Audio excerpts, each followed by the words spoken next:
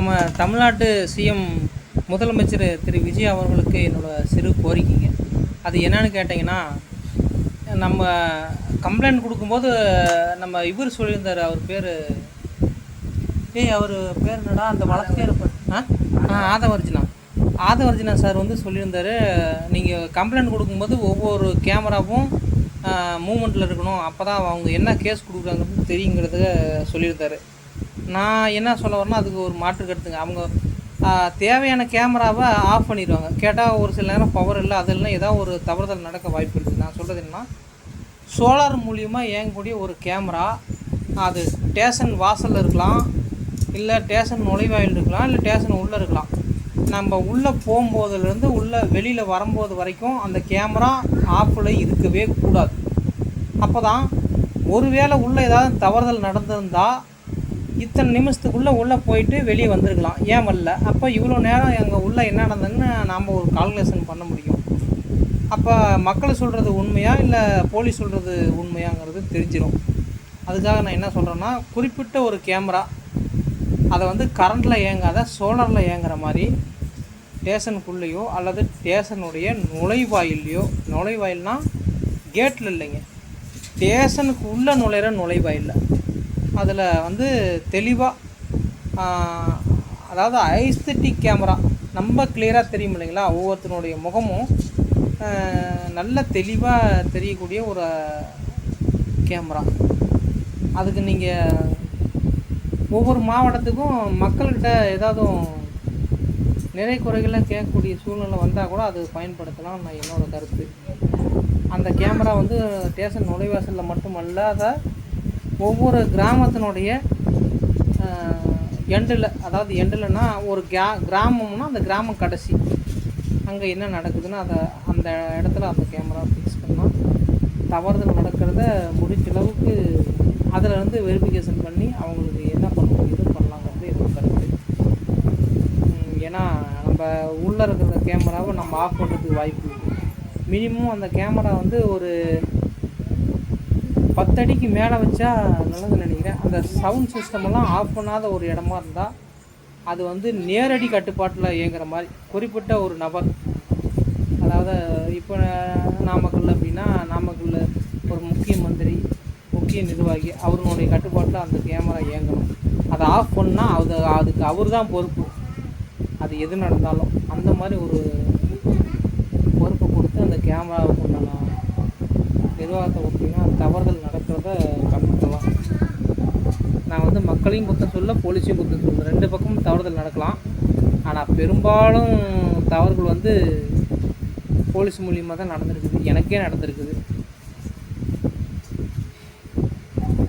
நான் என்னோடய சம்பளம் வந்து ஒரு நாளைக்கு 800 700 அதிகபட்சம் 1000 ஏன்னா நாம் இன்றைக்கி வந்து கந்து வட்டி கடன் வாங்கி 30,000 40,000 செலவு பண்ணிக்கிறேன். அது எதுக்குன்னா, என்னோடய சொந்த இடத்துல ஒருத்தருக்கு நடக்கிறதுக்கு தடை விட்டதுனால அவர் பெரிய பிரச்சனையை உண்டாக்கி பெரிய தலைவலி உண்டாக்கிட்டார். இனிமேல் ஒரு பொழப்பு எனக்கே அப்படின்னா, வாடகை வீட்டில் வாழ்கிற மக்களெல்லாம் தயவுசெய்து மக்களை இந்த முதல்வர் இதுக்கு ஒரு ஸ்டெப் எடுக்கணும். இந்த வாடகை வீட்டில் வாழ்கிற மக்களை ஒரு வரவறிக்கை எடுத்து அவங்கவுங்க தொழிலுக்கு ஏற்ப என்ன வேலை செய்யணும்னு ஒரு கணக்கு எடுத்து அவங்களுக்கு எந்த மாவட்டத்தில் நிலமோ வீடோ தயவுசெய்து முடிஞ்ச அளவுக்கு வீட்டோடு அவங்களுக்கு கொடுத்தீங்கன்னா பின்னி சௌகரியமாக இருக்கும். நிலம் இருந்துச்சுன்னா யாருக்கும் கொடுக்காதீங்க. நிலமோ வீடோ எதுவும் இல்லாத வாடகை வீட்டில் வசிக்கிற அடித்தட்டு மக்களை தயவுசெய்து கொஞ்சம் அவங்களதெல்லாம் கோடிக்கணக்கான கனவு அந்த மாதிரி மக்களுக்கு நிறையா பேர் இப்படி ஏமாற்றிட்டு தான் இருக்கிறாங்களா. சென்னையில் வந்து பழைய காலத்தில் இந்த அடுக்குமாடி குடியிருப்பில் கொடுத்துருக்காங்க. படிக்கடியெல்லாம் ஒரு நம்பர் போட்டு இது ஒரு ரூம் அப்படிங்கிற மாதிரி கொடுத்துருக்காங்க. அந்த படிக்கடியில் ஒருத்தர் தங்கியிருக்காரு, அந்த ஒருத்தருக்கு அட்ரஸ். அந்த படிக்கடியில் கால் நீட்டி படுக்க முடியாது. அவர் காட்டினார், அதை பாவமாக இருக்குது, சிரமம். நம்ம காலை நீட்டி படுக்க கூட ஒரு இடம் இல்லைங்கும்போது செத்து போனால் 6 அடி குழி வெட்டுறாங்க. செத்து போனதுக்கப்புறம் நிம்மதியாக தூங்குவதில் என்னங்க இருக்குது ஆச்சுங்களா? உண்மையாக இருக்கும்போது நிம்மதியாக தூங்குறது தான் வாழ்க்கை. செத்து போனதுக்கப்புறம் அவன் பரதேசியாக இருந்தாலும் அதே இடம்தான், கோடீஸ்வரனாக இருந்தாலும் அதே இடம்தான். ஆனால் தயவுசெய்து உயிருக்கு மதிப்பு கொடுங்க, உணர்வுக்கு மதிப்பு கொடுங்க. இதை வந்து தமிழ்நாட்டு முதலமைச்சருக்கு தயவுசெய்து கொண்டு போய் சேருங்க. ஒவ்வொரு மனுஷனும் மனிதாபிமானத்தோடு நடந்துங்க. எல்லா உயிரும் பூமியில் வாழத்தான் வந்திருக்கு, அதை வதைக்காதீங்க, சித்திரவதை பண்ணாதீங்க. நமக்கு தேவை அப்படின்னா நியாயத்தை மட்டும் இருக்காதீங்க, அநியாயத்தை மட்டும் இருக்காதீங்க. நமக்கு தேவைன்னாலும் நியாயத்தை மட்டும் இருங்க, நமக்கு தேவை இல்லைனாலும் நியாயத்தை மட்டும் இருங்க.